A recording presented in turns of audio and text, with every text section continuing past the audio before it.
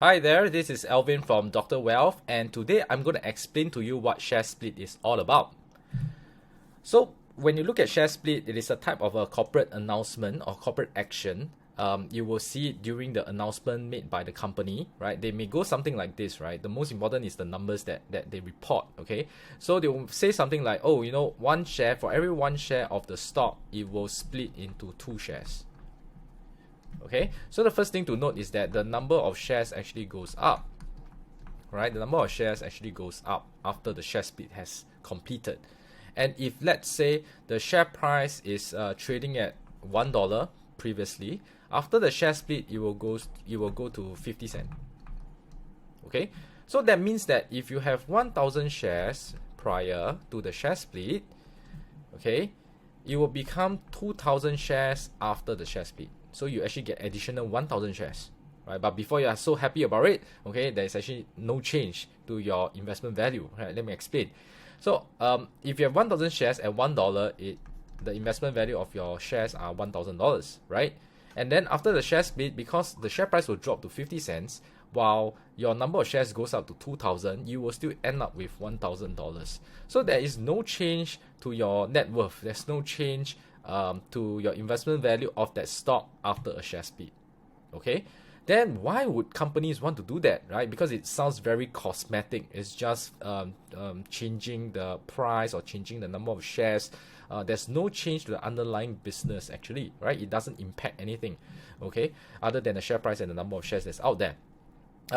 This usually good stocks will, or good performing stocks will do a share split, right? The reason is because, okay, I just draw a XY axis.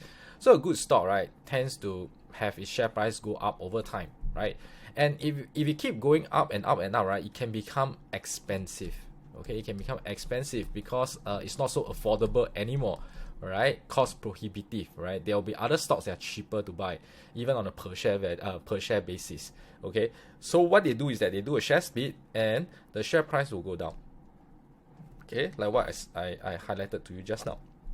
Right, the share price will go down, and it gives more room for the share price to go up further.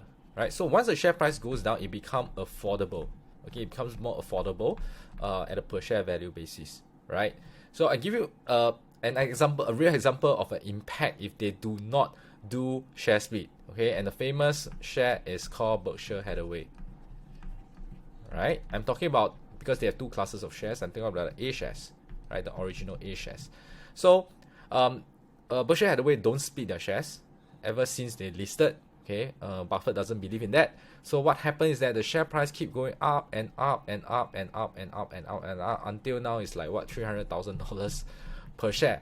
Okay, so it's very cost prohibitive, right? How many people can afford just to buy one share, and that will be setting them back at $300,000 per share value, right, or per share cost basis. Okay, so that's the issue, right? If they don't split, so a lot of the stocks, majority of them, once they become at a high price, they will tend to do share split and becomes more affordable for more people to invest. And usually after the share split, right, because the number of shares goes up, the liquidity improves as well.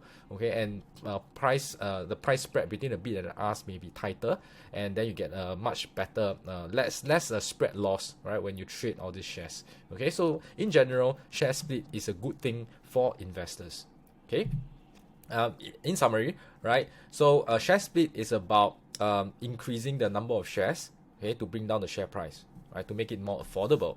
And usually good performing stocks do it, right? That's why the share price is going higher and higher, right? It's very unlikely that bad stocks do it, okay, because over the long term, the share price will reflect the bad business fundamentals. All right, the share price will come down. And share split is generally good because it increases liquidity, and it can even tighten the price spread, so that you lose less on the spread, right? The bid ask differences. And the share price has a tendency to go up again, okay, as long as the company continues to perform.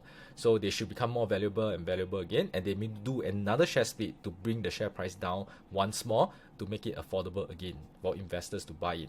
Alright, so I hope I have given you a good explanation of what share split is and its implications, and hopefully the next time that you encounter a share split, you know that it is a good thing rather than a bad thing. Alright, and all the best to your investments.